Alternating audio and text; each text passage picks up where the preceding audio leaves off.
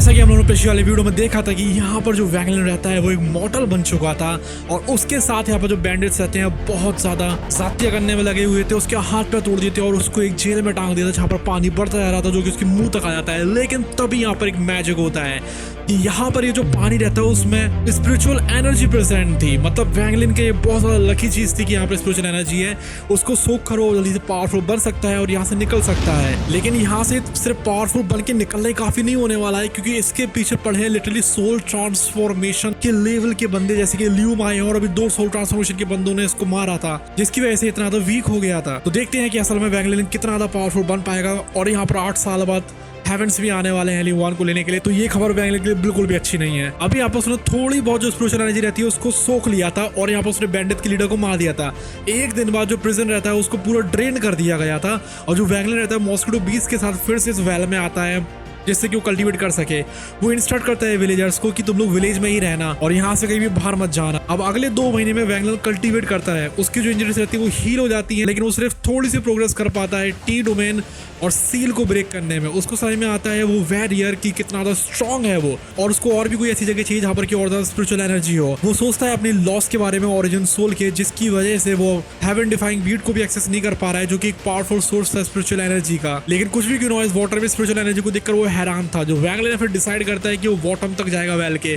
वो डिसाइड करता है इस क्लियर वाटर में, जो कि बहुत ज्यादा क्लियर था, लेकिन बॉटम में जो कि कवर्ड था थिक ब्लैक मड से, उसको कुछ भी नहीं मिलता है। इस टाइम के दौरान जो विलेजर्स रहते हैं उनको डर था वैंगलिन का और मॉस्किटो बीस्ट का। जितने भी ट्रैवलर्स थे वो शॉक हो जा रहे थे एब्सेंस की वजह से, जो नॉर्मली जो एरोगेंट 18 फायर क्लाउड हीरोज होते हैं, क्योंकि अब वो यहाँ पर नहीं थे। जो वैंगलिन की सिचुएशन थी वो काफी ज्यादा प्रिकेरियस हो चुकी थी। वो ट्रैप था एक मॉडल बॉडी में, उसकी जो कल्टीवेशन थी वो वीक हो चुकी थी, उसकी ऑरिजिन सोल शैटर हो चुकी थी। उसको सराउंड करे हुए थे विलेजर्स और उसकी सिर्फ एक प्रोटेक्शन थी, वो था मॉस्किटो बीस्ट।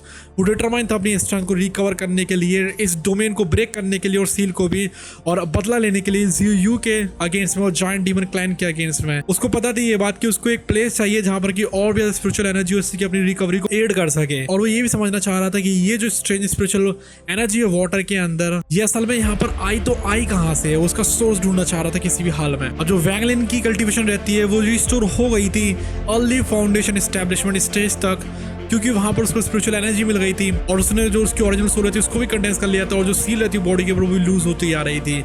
उसको पता थी ये बात कि उसको एक स्टेबल एनवायरनमेंट चाहिए जहां पर की बहुत ज्यादा डेंस स्पिरिचुअल एनर्जी हो, जिससे कि वो अपनी रिकवरी को और ज्यादा आगे ले जा सके। जो टी मार्क रहता है उसके फेस की वो धीमे धीमे करके फेड होता जा रहा था, जो कि एक विजुअल इंडिकेटर था उसकी प्रोग्रेस का।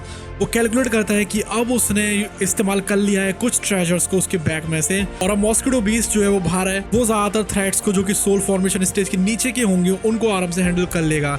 लेकिन कुछ भी क्यों ना हो, उसको ये बात पता थी उसकी जो करंट स्टेज है उसकी कुछ लिमिटेशंस हैं। वो यहाँ पर और भी ज्यादा सेलेस्टियल जो जेट्स रहते हैं उनको एब्सॉर्ब नहीं कर पा रहा था, नहीं तो उसकी बॉडी पर रिस्क आ रहा था। उसका जो इमीडिएट गोल था वो था जल्दी से जल्दी कोर फॉर्मेशन स्टेज तक पहुंचना, जिससे कि वो और भी ज्यादा डोमेन और सील को ब्रेक कर सके। उसको पता थी ये बात कि उसके पास लिमिटेड सप्लाई है टॉप क्वालिटी स्पिरिट स्टोन्स का। वैंगलिन डिसाइड करता है कि फिर से वो कंटिन्यू रखेगा अपनी कल्टीवेशन करने को। उसको एक लॉन्ग टर्म सॉल्यूशन चाहिए था। उसको याद आती है सोल रिफाइनिंग सेक्ट की, जो कि कंट्री ऑफ पिलू में है। वो जो सेक्ट है वो 3 ग्रेट पावर्स जो है पिलू में, उनमें से एक है सुजाकू कॉन्टिनेंट के ऊपर, और वहाँ का स्ट्रक्चर कुछ अलग ही लेवल का है। वहाँ पर कुछ जो पावरफुल को डिसाइपल्स रहते हैं वो देख रहे होते हैं बहुत सारे आउटर डिसाइपल्स को। जो की थी वहाँ का को डिसाइपल बनने की वो था वहाँ पर रिगरस कंपटीशन, जो कि हर 3 साल में होता है आउटर डिसाइपल्स के लिए, और सिमिलर कंपटीशन होता है को डिसाइपल्स के लिए भी, जिससे कि उनको पोटेंशियल को पता लगाया जा सके। अभी एक आउटर डिसाइपल बनना काफी ज्यादा ईजी था, उसमें बस स्पिरिट स्टोन्स देने रहते थे टेम्पररी कल्टीवेशन केप के लिए स्पिरिचुअली रिच माउंटेन्स में, जो कि सेक्ट को सराउंड करके रखे हुए थे। वैंगलिन को ये विश्वास था कि ये जो यूनिक सिस्टम है उससे उसको अपॉर्चुनिटी मिलेगी, इससे कि और भी ज्यादा हाई स्पिरिचुअल एनर्जी को कल्टीवेट कर पाएगा अपने एनवायरनमेंट में, और वो भी बिना अट्रैक्ट करे ज्यादा अटेंशन को। जो डिटेल्ड मैप रहता है जो कि उसके पास था वो था फॉर्मर आउटर डिसाइपल का, जिससे कि उसका जो डिसीजन रहता है और ज्यादा सॉलिडिफाइड हो जाता है। अब 7 दिन की जर्नी के बाद अपने मॉस्किटो बीस्ट के ऊपर वैंगलिन आ जाता है सोल रिफाइनिंग सेक्ट के पास में। वो रिकॉग्नाइज करता है बीस्ट की नेसेंट सोल लेवल स्पीड को, जो कि उसकी फाउंडेशन एस्टैब्लिशमेंट कल्टीवेशन के लिए कुछ ज्यादा ही थी। इसलिए वो नॉर्मल फ्लाइंग शॉट के ऊपर स्विच कर देता है अपनी फाइनल अप्रोच के लिए। एक डिफेंसिव फॉर्मेशन रहती है उसको प्रिवेंट कर रही थी डायरेक्टली एंटर करने से सेट के अंदर।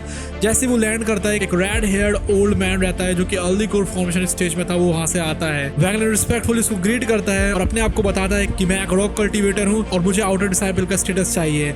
जो ओल्ड मैन रहता है वो उसको इनिशियली डिसमिस कर देता है और स्टेट करता है कि जो रिक्रूटमेंट पीरियड वो जा चुका है।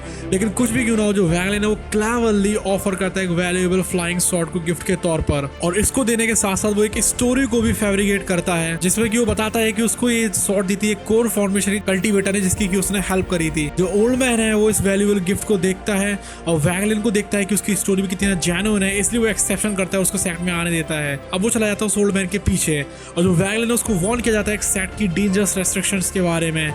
वो आते हैं क्लिफ की ऊपर जो कि पार थी काफी लग्जरियस पैलेस और न्यूमरस हाउसेस के। जो ओल्ड मैन है वो समन करता है एक लेजी मिडिल एज्ड मैन को जिसका नेम था चांग दावाई और रिक्वेस्ट करता है कि वो वैगलिन को ले जाए एक आउटर डिसाइपल की तरह। जो चांग दावाई रहते हैं वो एग्री कर जाते हैं। जो रेड हेयर्ड एल्डर होते हैं फिर मेंशन करते हैं कि उसने सक्सेसफुली कलेक्शन कर लिया है वेंजफुल सोल्स का और वो यहाँ से चला जाता है। प्रॉमिस करता है कि वो बाद में यहाँ पर ड्रिंक करने के लिए जरूर आएगा उसके साथ में।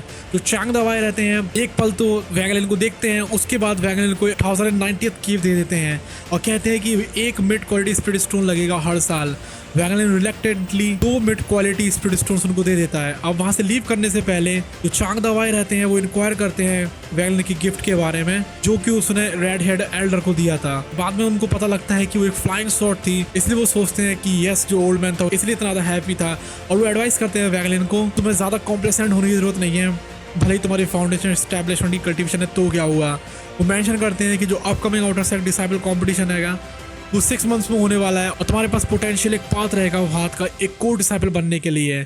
उसी दौरान 25 किलोमीटर दूर जो ल्यूमा है उसके पास था एक जेड जो कि ग्रीन कलर में ग्लो कर रहा था, जो कि दिखा रहा था प्रेजेंस को सैंग नियो के 50 किलोमीटर के रेडियस में।